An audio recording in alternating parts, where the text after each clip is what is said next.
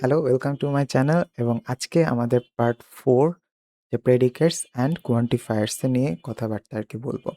তো আমি আসলে পার্ট 4 বলতেছি কারণ এটা প্রপোজিশনের আন্ডারে পড়তেছে। কিন্তু এমনিতে এই টপিকটাই আলাদা প্রেডিকেট অ্যান্ড কি বলে প্রপোজিশন। তো প্রেডিকেট অ্যান্ড কোয়ান্টিফায়ার্স এর অবশ্য টপিকটা আলাদা বাট প্রপোজিশনের আন্ডারই তো পড়তেছে। তো যার কারণে আমি এটাকে পার্ট 1, পার্ট 2, পার্ট 3, পার্ট 4 করছি। ওকে? তো কিন্তু টপিক আলাদা মানে বুঝার জন্য টপিক আলাদা। একই রকম না আরকি একদম দেখতে একই রকম না বাট কনসেপ্ট কিছুটা দরকার আছে।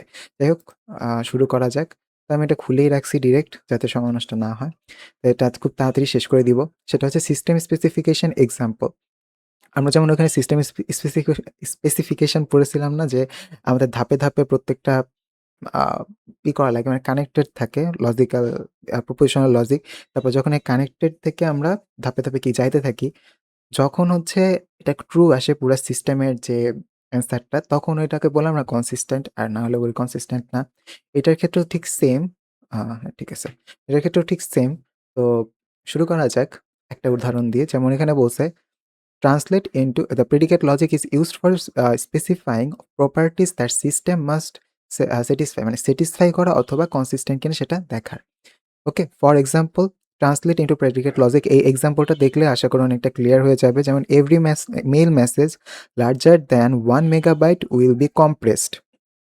If a user is active at least one network link will be available. তার মানে এখানে আমার অনেকগুলো কি করতে হবে? প্রেডিকেট ডিফাইন করতে হবে, তাই না? চলুন শুরু করা যাক। এভরি মেইল মেসেজ এটার সাথে কিন্তু এগুলো কানেক্টেড, তাই না? আচ্ছা। তো এখানে ধরে নিছে যে লেট এম কমা ওয়াই এটা কি বলছে? এভরিটাকে আমরা উঠায় দিলাম। বললাম যে এম মেসেজ বা মেইল মেসেজ সমস্যা নাই। Mail message M, mail message M মানে মেইল মেসেজটা কি? একটা এম ফাইল আছে যেইটা এই মেসেজটা কত বড়? Will be compressed. ঠিক আছে? মানে বড় ছিল এটার কম্প্রেসড করা হয়েছে। Will be compressed. Okay? Sorry এখানে বলা আছে is larger than Y megabytes এটা পরেরটা হচ্ছে উইল বি কম্প্রেসড আচ্ছা। M is larger than Y megabytes তার মানে এখানে বলছে 1 মেগাবাইট আমরা এই 1 এর জায়গায় ধরে নিলাম এটা ওয়াই মেগাবাইটস ওকে? সেজন্য সেটা এম, ওয়াই কোয়ান্টিফায়ার্স এর মতো করে আরকি করছে এবং হচ্ছে এম ডিনোট করছে কি mail message M will be compressed তো এখানে বলল যে M is larger than Y megabytes এবং এরকম যদি হয় তাহলে mail message M will be compressed okay? আচ্ছা। এবার এ দিয়ে ধরছে রিপ্রেজেন্ট ইউজার ইউ নামে একজন পার্সন আছে, ইউ নামে একজন পার্সন আসে সে হচ্ছে কি active, is active. Okay? N comma x কেন? কারণ এন দিয়ে রিপ্রেজেন্ট করছে নেটওয়ার্ক লিঙ্ক এন, নেটওয়ার্কের যে লিঙ্কটা আছে সেটা ধরেন এন এবং is state of x, state x, ঠিক আছে? এক্স নামে একটি স্টেটে সেই নেটওয়ার্কটা চালু আছে। তো এই জিনিসটা একটু চিন্তা করে দেখেন আমরা এখানে ভেরিয়েবল কোথায়, কোথায় বসাতে পারি এটা যদি বুঝতে পারি তাহলে এগুলি বানানো কোনো ব্যাপার না। আমরা বুঝতেই পারতেছি মেইল মেসেজ এম একটা ভেরিয়েবল হইতে পারে। কারণ মেইল মেসেজ এখানে বলে দেখেন আবার সেন্টেন্সটা mail message larger than 1 megabyte. তার মানে মেইল মেসেজ বলে একটা এম মেসেজ আছে আমার কাছে। সেটা লার্জার দ্যান 1 এর জায়গায় আমি বললাম ওয়াই মেগাবাইট 1 না হয়তো 2 মেগাবাইটও হইতে পারে। তাই না? আমরা তো এটা সিস্টেম স্পেসিফিকেশন পড়তেছি, রাইট? প্রপোজিশনাল লজিক না ডিরেক্ট। ঠিক আছে? ডিরেক্ট প্রপোজিশন না এটা। এটা হচ্ছে সিস্টেম স্পেসিফিকেশন এর মধ্যে প্রেডিকেটস, কোয়ান্টিফায়ার্স নিয়ে কাজ করতেছি আমরা। ডিরেক্ট প্রপোজিশন না। ওকে? তো উইল বি কম্প্রেসড। তাহলে এটাকে পুরোটাকে আমরা কি বলতে পারি? Every mail message larger than আমরা কি পড়ছিলাম? ইফ, দেন এরকম পড়ছিলাম না? তার মানে হচ্ছে আচ্ছা এইটা ওইটা এক না। ঠিক আছে? এটা ওইটা এক না। দেন মানে চেয়ে আরকি বুঝাইতেছে। 1 আ মেগাবাইট উইল বি কম্প্রেসড। তো আমি এখানে দেখতে পাইতেছি যে এভরি মেইল মেসেজ এই এভরিটা আমি তুলে দেই। তাহলে আর এম, ওয়াই এখানে বসায় দিই। তো এখানে এম, ওয়াই বসতো বাট এখানে আমাকে ডিনোট করে দিছে ওয়াই এর মান কত 1 ঠিক আছে? আমরা এখানে এজন্য 1 বসায় দিছি। ঠিক আছে? যদি এরকমটা হয়, if mail message larger than 1 megabyte then it will be বা mail message will be compressed বলতে পারি কিনা? বলতে পারি। সেজন্য এখানে ইমপ্লিকেশন দেওয়া হইছে। তো ইমপ্লিকেশন আমরা এই C comma M C uh uh M বসায় দিলাম আরকি। C function M. তো এখন হচ্ছে আমরা ভেরিয়েবল এম বসাইছি আচ্ছা। তারপরে হচ্ছে আমরা পরবর্তীতে স্টেটমেন্টে কি বলছে? ইফ এইটা তো শেষ ১ম লাইনের কনভার্সন করা শেষ। এখন হচ্ছে if a user is active, if a user is active at least one network link will be available. তাহলে হচ্ছে if a user hmm? a user বলতে কি বুঝাইতেছে? represent user u is active, ঠিক আছে? তাহলে এই ইউ হবে সেই অ্যাক্টিভ ইউজার যদি থাকে ইফ, এখানে ইফ আছে কিন্তু খেয়াল করেন ইফ কমা আছে তার মানে কি এটা ইমপ্লিকেশন হবে, এটা তো মাস্ট বোঝা যাইতেইছে। তাহলে এটার ইমপ্লিকেশন কি হবে? At least one network will be available, তার মানে অ্যাট লিস্ট এন অ্যাভেলেবল। এখানে হচ্ছে এর জায়গায় কি বলে জানি এক্স এর জায়গায় বলে দিল অ্যাভেলেবল, কারণ এক্স এর মান এক্স একটা ভেরিয়েবল এবং ভেরিয়েবলটার মান হচ্ছে অ্যাভেলেবল। ঠিক আছে? আমরা মান বলতে মনে হয় বুঝি সবসময় 1,2,3 1, 2, 3, 4 এরকম কিছু বা সংখ্যা হবে। অ্যাকচুয়ালি আউটপুট সংখ্যা না হয়ে একটা লেটারও হইতে পারে, একটা ওয়ার্ড হইতে পারে, একটা সেন্টেন্স হইতে পারে। যেমন আপনি ChatGPT র একটা প্রম্পট দেন, ইনপুট দেন। কিন্তু সে আপনাকে কি দেয়? একটা সেন্টেন্সই তো দেয়, তাই না? এটা একটা ভালো উদাহরণ। ঠিক আছে? আপনি ইনপুট দিলেন টেক্সট, ও আউটপুট দিল টেক্সট। ও তো কোনো নাম্বার টেক্সট দেয় না। তো এইখানে সেই বিষয়টাই চলে আসে যে ওর হচ্ছে আউটপুট হচ্ছে অ্যাভেইলেবল। ওকে? তো এখানে বুঝাইতেছে যে এস এটা ধরে নিছে যে এখানে ধরে নিছে S N comma x, N হচ্ছে কি নেটওয়ার্ক, এস হচ্ছে কি network, at least one network বলছে। তো এখানে এন নেটওয়ার্ক বলে দিছে, আপনি যদি এখানে ওয়ান দেন কোনো সমস্যা নাই, যে ওয়ান কমা অ্যাভেলেবল। ঠিক আছে? আমার নেটওয়ার্ক কি করছে? অ্যাভেলেবল হইছে। কখন? If a user is active, তার মানে এক্সিস্টেনশিয়াল এক্স এর জন্য সব ইউজার কিন্তু না। যদি বলা থাকতো if all user is active তাহলে আমরা ইউনিভার্সাল ইউজ করতাম। কিন্তু এখানে তো বলে দিছে এ ইউজার ইজ অ্যাক্টিভ, একজন ইউজার অ্যাক্টিভ হইলেই হয়। তার মানে হচ্ছে এক্সিস্টেনশিয়াল ইউ, দেন হচ্ছে এ ইউ, তাই না? কারণ এখানে একটা ইউজের কথা বলা হইতেছে। তারপরে এক্সিস্টেনশিয়াল কারণ এট লিস্ট ওয়ান নেটওয়ার্ক, এখানে বলে নাই যে সব নেটওয়ার্ক হচ্ছে তাকে করতে হবে, অ্যাভেইলেবল হবে। এটা কিন্তু বলে নাই। বলছে এট লিস্ট ওয়ান নেটওয়ার্ক। এখন এট লিস্ট হইলে পরে 1 হইতে পারে, 2 হইতে পারে, 3 হইতে পারে। এটা কোনো লিমিটেশন নেই। ঠিক আছে? আনলিমিটেড হইতে পারে। ধরে নিতে পারেন আনলিমিটেড হতে পারে। কিন্তু এরকম তো কিছু বলে নাই ডিরেক্টলি যে অল নেটওয়ার্ক। তাহলে সেজন্য আমরা এটা এক্সিস্টেনশিয়াল এন দেওয়া হইছে। আচ্ছা, লুইস ক্যারল এক্সাম্পল, এটা আপনারা নিজেরা করবেন। আমি এটা করে দিতে চাই না কারণ এইটা আসলে এইটার থেকেও সহজ। বুঝছেন? এটা ওইটার থেকেও সহজ, এজন্য আর করলাম না। তারপর নেস্টেড কোয়ান্টিফায়ার্স, এইটা একটু কমপ্লিকেটেড। এটা হচ্ছে এবারে নেস্টেড বলতে কি বুঝায়? কোয়ান্টিফায়ার্স মানে যে ইউনিভার্সাল কোয়ান্টিফায়ার্স, দেন হচ্ছে এক্সিস্টেনশিয়াল কোয়ান্টিফায়ার্স, তাই না? এখন আমার চিন্তা করতে হচ্ছে নেস্টেড কোয়ান্টিফায়ার্স, অর্থাৎ আমরা নেস্টেড লুপ পড়ছি না যে একটা লুপের ভিতর আরেকটা লুপ থাকে। তেমনি কোয়ান্টিফায়ার্স এর মধ্যে একটা কোয়ান্টিফায়ার্স এর মধ্যে আরেকটা কোয়ান্টিফায়ার্স থাকে। যেমন এখানে দেখতেছেন অল এক্স, এর ভিতরে আবার এক্সিস্টেনশিয়াল ওয়াই, তাই না? এখন বলতে পারেন যে আচ্ছা তাহলে আমার কোনটা আগে কাজ করবে? মানে প্রেসিডেন্স কার বেশি? এখানে কোনো প্রেসিডেন্স নাই। ঠিক আছে? আপনি all X, all x directly ২ বার লিখতে পারতেছেন না তো। কারণ আপনার যদি অল এক্স হয়ে থাকে তাহলে আপনি অল ওয়াই কি করে লিখবেন বলেন? তাই না? যদি অল এক্স বলেন তাহলে আবার অল এক্স লেখার তো কোনো মানে যুক্তিগত না। তাই না? আপনি যদি অল এক্স লেখেন তাহলে আপনাকে অল ওয়াই লিখতেই হবে বা এক্সিস্টেনশিয়াল ওয়াই যেকোনো একটা লিখতেই হবে। আপনি অল এক্স ২ বার তো লিখতে পারবেন না। এখানে তো দরকারই নেই অল এক্স ২ বার লেখা। সুতরাং আপনার ২ রকমের ভেরিয়েবল আপনার নিচে এটা মানে কি বলে সাবস্ক্রিপ্ট এ থাকবেই। ঠিক আছে? যেমন every Real number has an inverse. এটার কি হবে? Has an inverse. Every Real number has an inverse. বলছে প্রত্যেক রিয়েল নাম্বারের একটা ইনভার্স নাম্বার আছে। ইনভার্স বলতে কি বুঝায় আপনার বলেন? ইনভার্স বলতে যেমন বুঝাইতেছে যে আপনার 5 আছে তো 5 এর ইনভার্স কি? 1/5 এরকম কিছু। তাই না? এরকম কিছুই তো বুঝাচ্ছে আপনার ইনভার্স বলতে। অ্যাকচুয়ালি এটা বুঝাইতেছে ওয়েট ইনভ সরি আহা! কই চলে গেলাম? হ্যাঁ, তো এখানে হচ্ছে ইনভার্স বলতে কি বুঝাইতেছে? আমি যেটা বললাম যে 5 ইনভার্স এ 1/5 হয় এমন না। ইনভার্স বলতে এখানে বুঝাইতে চাইতেছে যে 5 মাইনাস 5, ঠিক আছে? 5 মাইনাস 5, 10 মাইনাস 10 এরকম। ঠিক আছে? এখন আপনি একটু চিন্তা করে আপনি বলতে পারেন যে আচ্ছা অল এক্স তো বুঝলাম, এক্সিস্টেনশিয়াল ওয়াই কেন? তাই না? আমরা তো এখানে অল ওয়াই ও তো দিতে পারতাম। কেন অল ওয়াই দিলাম না কেন? আর এটা এক্সিস্টেনশিয়াল এক্স দিলাম না কেন? একটু ভালো করে সেন্টেন্সটা পড়েন। Every Real number has an inverse, তাই না? অবশ্যই একটাই থাকবে। মনে করেন ৫ আছে, ৫ এর ইনভার্স কি -5 ই আছে, -4 তো আর হবে না। এটা তো সম্ভব না। তো এখানে আমি অল এক্স বলতে কি বোঝাচ্ছে? -1 মানে মাইনাস ইনফিনিটি থেকে প্লাস ইনফিনিটি পর্যন্ত যত নাম্বার আছে সব রিয়েল নাম্বার, তাই না? এখন কথা হচ্ছে আমার y যদি সব হয় তাহলে তো আমার হইতেছে না। একটু চিন্তা করে দেখেন। আপনার কাছে আচ্ছা আমি একটা কাজ করি, আমি হচ্ছে এখানে আনি, হ্যাঁ। আপনার কাছে ধরেন একটা কাজ করি আরেকটা আনি, হ্যাঁ। আপনার কাছে হচ্ছে বলল কি যে existential x আর হচ্ছে সরি existential y আর all x, তাই না? আপনার কাছে ধরেন এটা কত আচ্ছা স্টেটমেন্টটা আমি একবার লিখি।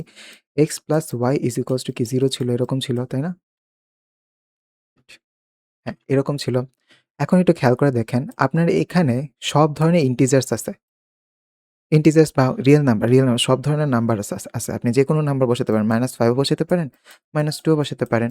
কিন্তু y যদি অল দিতেন আপনি, অল দিতেন আপনি তাহলে তো এটা কিন্তু ভায়োলেট করত।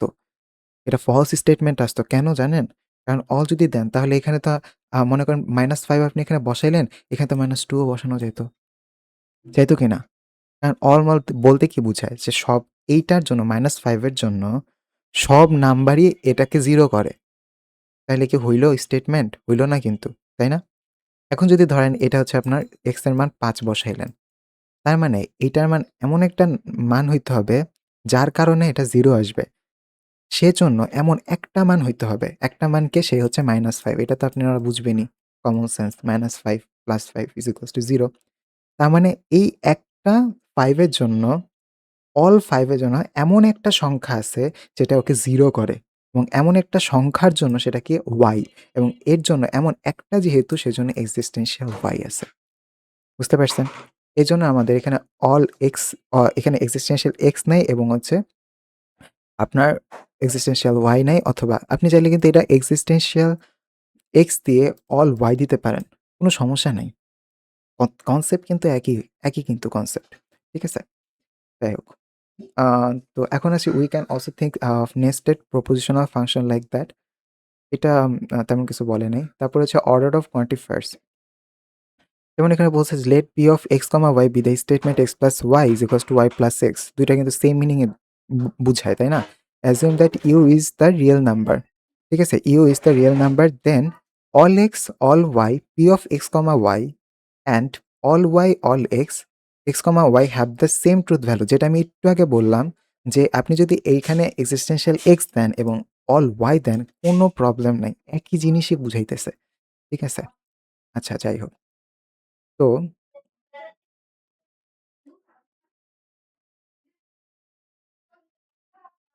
এখন আসি এইটাতে question on order quantifiers. Okay? Let U be the real numbers P X, Y, X into Y is equals to 0। এখন বলছে what is the truth value of the following. এখন ইউ হচ্ছে কি রিয়েল নাম্বার বলছে, তাই না? Real number কিন্তু অনেক নাম্বার থাকে। অনেক ধরনের নাম্বার, যেমন মাইনাস থেকে একদম প্লাস পর্যন্ত সব ধরনের নাম্বারই থাকে। এখন রিয়েল নাম্বারে যেহেতু এখানে বলছে যে all X, all Y, P X, Y, আচ্ছা এক্স ইন্টু ওয়াই সমান 0 হবে, ইজ ইকুয়ালস টু 0 হবে। আম না তো। কারণ আমি যদি এখানে ৫ দেই, এখানে যদি আমি ২ দেই তাহলে ৫ গুণে ১০ হয়, 0 তো হয় না। তাই না? তার মানে এটা ফলস স্টেটমেন্ট। এখন existential y তার মানে একটা সব x এর জন্য এমন একটা আছে existential y, মানে একটা y একটা সংখ্যা আছে যেটার জন্য সবসময় 0 হবে। সেটা কি 0? তার মানে y এর মান যদি 0 দেই আর x এ যতগুলাই মান বসাই না কেন 0 হবে। ঠিক আছে? তার মানে ট্রু। তারপর existential x এর জন্য তেমনই ওই যে যেটা আমরা পড়ে আসলাম যে এটা যদি existential x দেই এবং all y দেই তাহলেও সেম কথা, কারণ x এর মান তাহলে 0 ধরলাম আর y তে সব ধরনের মানই আমি বসায় দেখলাম, হ্যাঁ 0 ই আসতেছে।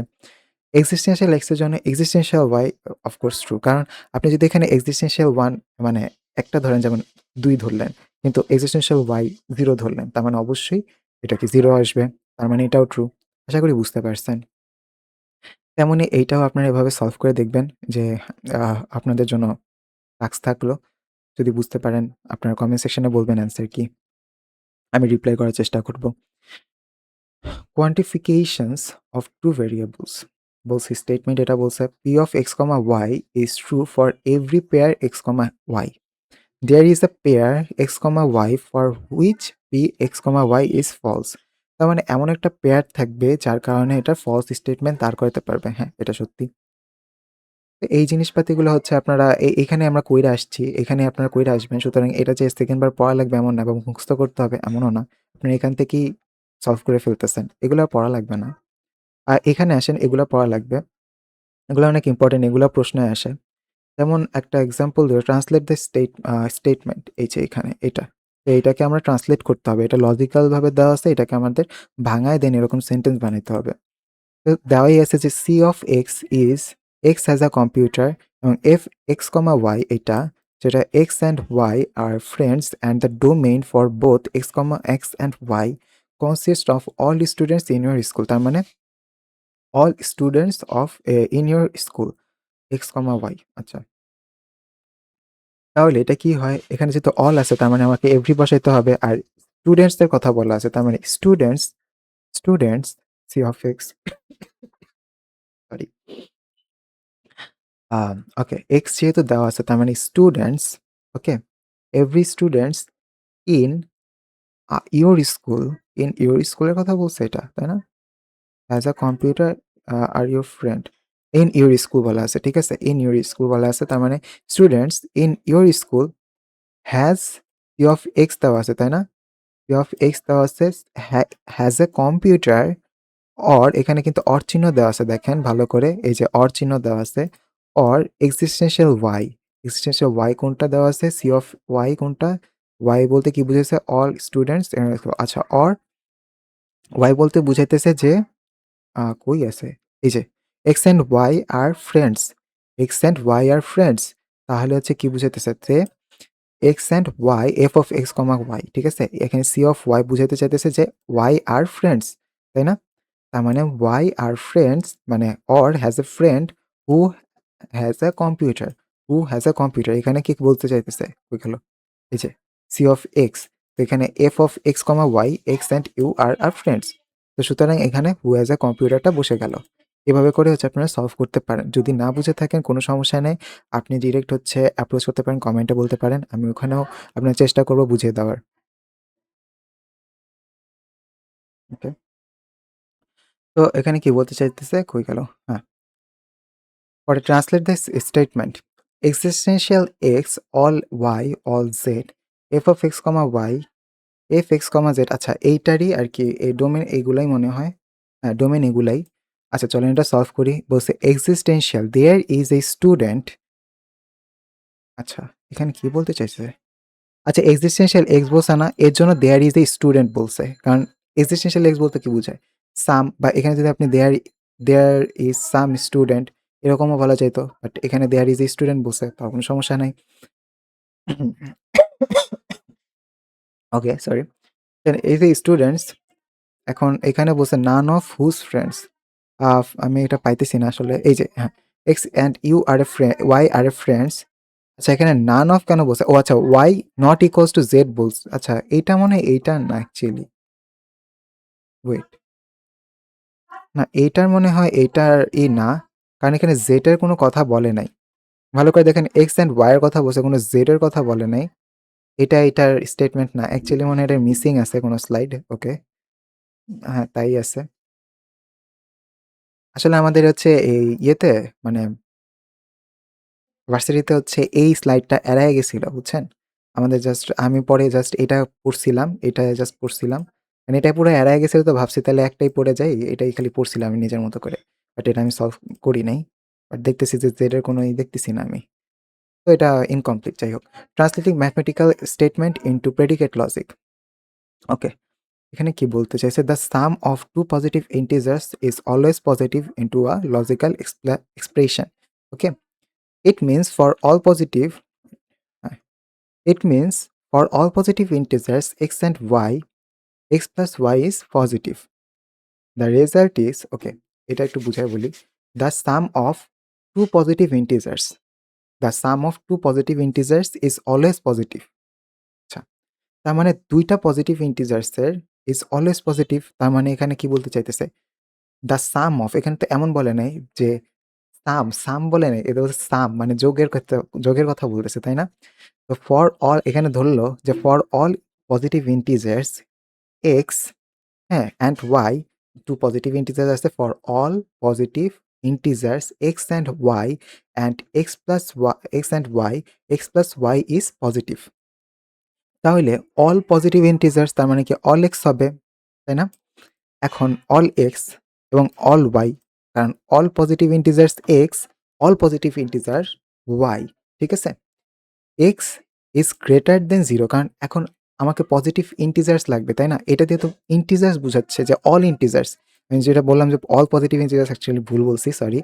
এটা আসলে বোঝায় যে অল ইন্টিজার্স, ঠিক আছে? এইটা অল ইন্টিজার্স, যে ইন্টিজারের মধ্যে একটা যেমন ইন্টিজার আছে যেটা ওয়াই, ঠিক আছে?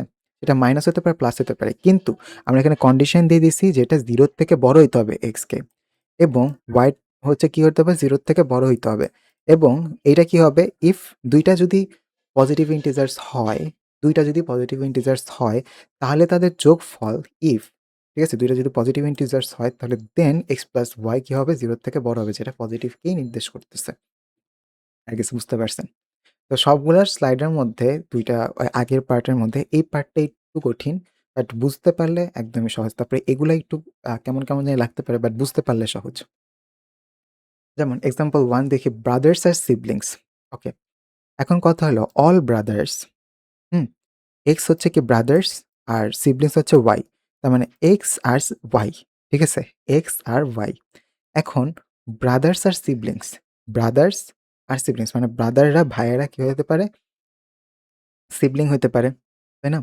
তো all X B of X comma Y, অর্থাৎ ব্রাদার্স, প্রত্যেকটা ব্রাদার্স সিবলিংস, এবং এইটাই এখানে আবার বলতে চাইতেছে যে প্রত্যেকটা ব্রাদার্স আবার সিবলিং এর মতন। এখন সিবলিংহুড ইজ সিমেট্রিক, মানে প্রত্যেক ব্রাদার সিবলিংস, এবং যেহেতু প্রত্যেক ব্রাদার্স আর সিবলিং, তার মানে প্রত্যেক ব্রাদার্সই এবং সিবলিং এর মধ্যেই পড়তেছে। আর সিবলিংহুড ইজ সিমেট্রিক এটা বলতে কি বুঝায়?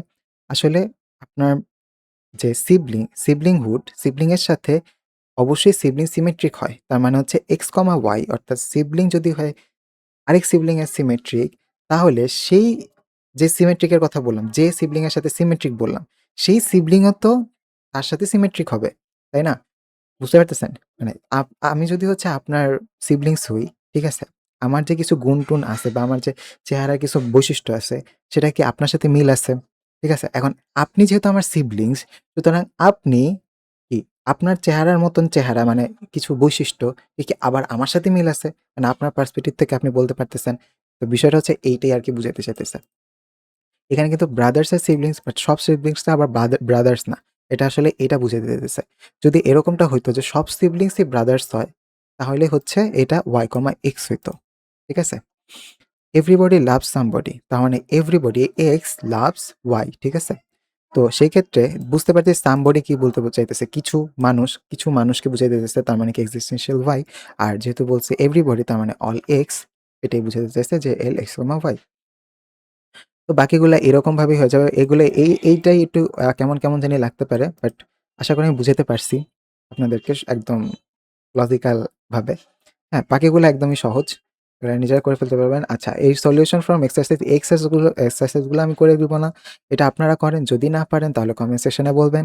আর যদি পেরে থাকেন তাহলে অবশ্যই বলবেন যে ১ এর A হচ্ছে এইটা ছিল, ১ এর B ছিল এইটা। আমি হচ্ছে আপনাদের প্রত্যেকজনকে রিপ্লাই দিব। আর অবশ্যই একটা হার্ট দিব। তো যদি ভিডিওটি ভালো লেগে থাকে তাহলে অবশ্যই সাবস্ক্রাইব করে পাশে থাকতে পারেন এবং ভিডিওটা শেয়ার করতে পারেন। সাবস্ক্রাইব না করলেও ভিডিওটা শেয়ার করাটা আমার কাছে মনে হয় বেশি জরুরি। তো আজকের ভিডিও এই পর্যন্তই। দেখা হবে নেক্সট ভিডিওতে।